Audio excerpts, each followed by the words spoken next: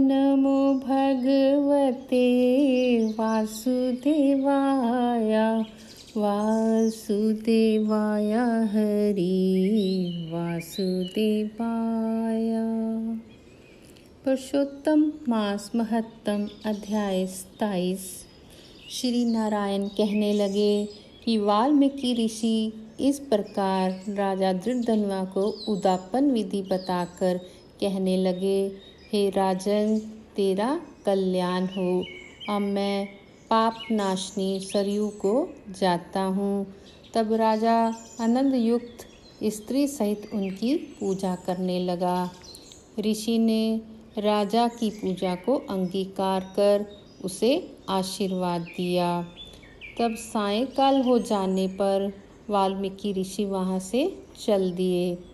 राजा भी सीमा तक उनको पहुंचाकर अपने घर आया और अपनी रानी गुण सुंदरी से कहने लगा, हे सुंदरी, राग द्वेष वाले गंधर्व नगर के समान इस असार संसार में मनुष्यों को क्या सुख है। नाशवान शरीर को छोड़कर ध्रुव को प्राप्त करने के लिए श्री पुरुषोत्तम का स्मरण करने के लिए मैं वन को जाता हूँ। तब वह पतिव्रता ऐसे वचन सुनकर अत्यंत नम्रता से हाथ जोड़कर कहने लगी, हे पतिदेव, मैं भी आपके साथ चलूँगी। पतिव्रता स्त्रियों के लिए तो पति ही देवता है।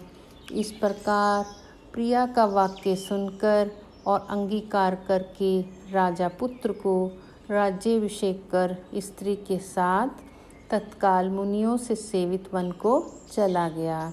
इस प्रकार व्रत की विधि में स्थित हुए तपोनिधि राजा की वह पतिव्रता रानी सेवा में तत्पर रहती। राजा के इस प्रकार करते हुए संपूर्ण पुरुषोत्तम मास के समाप्त होने पर वहाँ पर विमान आया और विमान पर चढ़कर दोनों सुंदर नवीन शरीर धारण करके तत्काल गोलोक में चले गए। श्री नारायण बोले, हे नारद, इस पृथ्वी तल में पुरुषोत्तम के समान कुछ भी नहीं। हजारों जन्मों तक तप करने से भी फल नहीं मिलता जो पुरुषोत्तम के सेवन से मिलता है। जैसे बंदर के 3 रात्रि स्नान करने से करोड़ों जन्मों के पाप नष्ट हो गए थे, श्री पुरुषोत्तम मास में अनजाने ही उस दुष्ट बंदर का स्नान होने से पूर्व कुकर्मों का नाश हो गया था और वह सुंदर शरीर धारण कर विमान पर चढ़कर गोलोक को चला गया था। तपोनिधे, सब लोगों के हित के लिए वह कथा मेरे से कहिए कि उस बंदर ने 3 रात्रि वहाँ पर स्नान किया। वह बंदर कौन था और उसने क्या आहार किया, कहाँ उत्पन्न हुआ और उसके अनजाने ही पुरुषोत्तम मास में स्नान करने का क्या फल हुआ। श्री नारायण बोले, केरल देश में उत्पन्न अत्यंत लोभी एक ब्राह्मण था। इस कर्म से लोक में वह कंजूस नाम से विख्यात था। यद्यपि उसके पिता ने उसका नाम चित्रशर्मा रखा था। वह कभी भी कोई धार्मिक कृत्य नहीं करता था। एक वन में विचरने वाला माली उसका मित्र था। वह ब्राह्मण सदैव अपने उस मित्र माली के पास जाकर और रोकर बार बार अपना दुख कहा करता था कि नगर के रहने वाले सदैव मेरा तिरस्कार करते हैं, इससे इस नगर में रहना अति कठिन हो गया है।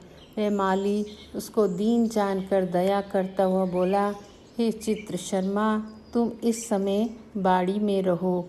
कंजूस माली के वचन सुनकर बड़े आनंद से उस बाड़ी में रहने लगा। नित्य उसके निकट रहता और उसकी आज्ञा का पालन करता। इससे उस माली का उस ब्राह्मण पर दृढ़ विश्वास हो गया।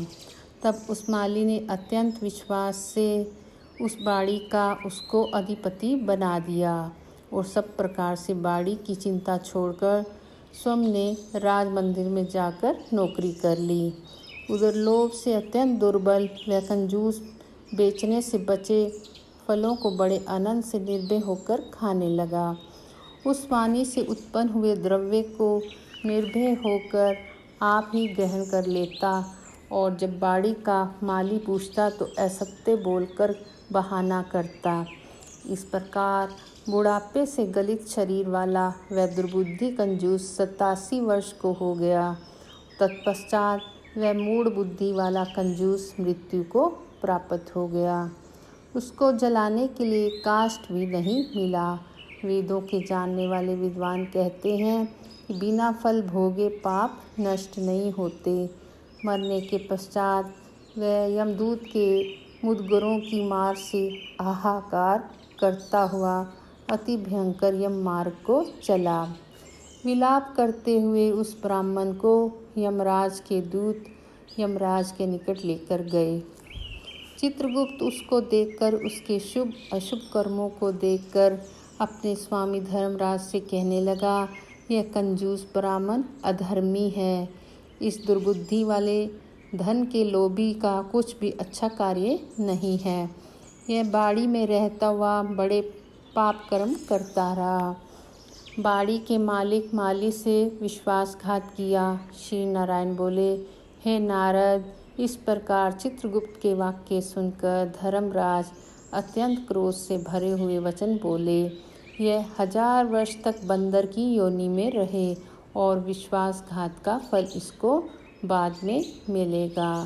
पुरुषोत्तम मास महत्तम अध्याय 27 पूर्ण हुआ। ओम नमो भगवते वासुदेवाय।